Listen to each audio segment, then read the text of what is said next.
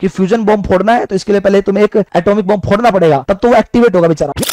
ये तो मैं फिशन की बात बता रहा हूं, ये तो मैं किसकी बात बता रहा हूं अभी, फिशन की। और न्यूक्लियर फिशन मतलब ये तो न्यूक्लियर फिशन की बात बता रहा हूं दोस्तों। तो ये क्रिटिकल मास, जैसे कि मैंने बताया कि क्रिटिकल मास जो है ये अलग अलग पैरामीटर से अचीव किया जा सकता है दोस्तों। इन्वायरमेंट क्रिएट करके, इन्वायरमेंट ऐसा क्रिएट करके दोस्तों, टेम्परेचर को दोस्तों वेरिएट करके ये तब भी अचीव किया जा सकता है, एटसेट्रा। ऐसे बहुत सारे टर्म्स होते हैं दोस्तों। सो ये तो हमने एक नॉर्मल सी बात की कि क्रिटिकल मास इन सब पैरामीटर से हम अचीव कर सकते हैं। इसके बाद हम मान लीजिए न्यूक्लियर फिशन को हमने एक चेन में कन्वर्ट कर भी दिया क्रिटिकल मास को मेंटेन करके दोस्तों, तो वो न्यूक्लियर फिशन करा के एक मान लीजिए एक्सप्लोजन करवा दिया, बहुत ज्यादा अमाउंट ऑफ एनर्जी निकलती है दोस्तों। पर जब हम बात करेंगे फ्यूजन के लिए, तो भाई साहब इस फ्यूजन को अचीव करने के लिए पहले इतनी ज्यादा एक्टिव, इसके लिए कुछ ना कुछ एक्टिवेशन एनर्जी इसके लिए भी चाहिए होगी, कुछ ना कुछ एक्टिवेशन एनर्जी चाहिए होगी इसके लिए भी। तो मान लीजिए EA1 is the activation energy, let मैं मान लेता हूं ये एक्टिवेशन एनर्जी, इस बॉम्ब को एक्टिवेट करने के लिए एक्टिवेशन एनर्जी मान लेता हूं कुछ भी EA1, तो वो मान लीजिए EA1 मान लिया, इसके लिए मैं EA2 मान लेता हूं दोस्तों।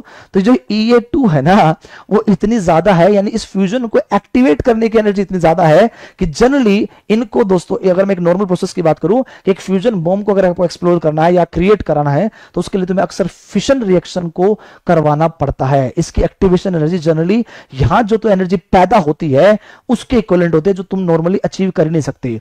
न्यूक्लियर फिशन और न्यूक्लियर फ्यूजन सबसे बड़ा डिफरेंस ये तो तुम मैन मेड प्रोसेस से तुम कैसे भी करके इनकी एक्टिवेशन एनर्जी को अचीव कर ही लोगे, बट फ्यूजन की प्रोसेस कराने के लिए जो एनर्जी चाहिए वो अल्टीमेटली फिशन प्रोसेस करवा के पहले वो एनर्जी क्रिएट करते हैं। मतलब इसके लिए पहले एक ऐसा समझो कि फ्यूजन बॉम्ब फोड़ना है तो इसके लिए पहले तुम्हें एक एटॉमिक बॉम्ब फोड़ना पड़ेगा, तब तो वो एक्टिवेट होगा बेचारा, एक्टिवेट मतलब तब तो उसके लिए वो सर्टेन टेम्परेचर अचीव होगा, देन वो जाके फिर आगे अपने न्यूक्लियर फ्यूजन प्रोसेस को फॉलो करेगा दोस्तों।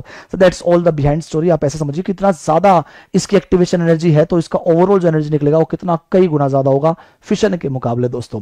तो ये तो कुछ छोटी छोटी बातें होगी न्यूक्लियर फिशन और फ्यूजन के बारे में।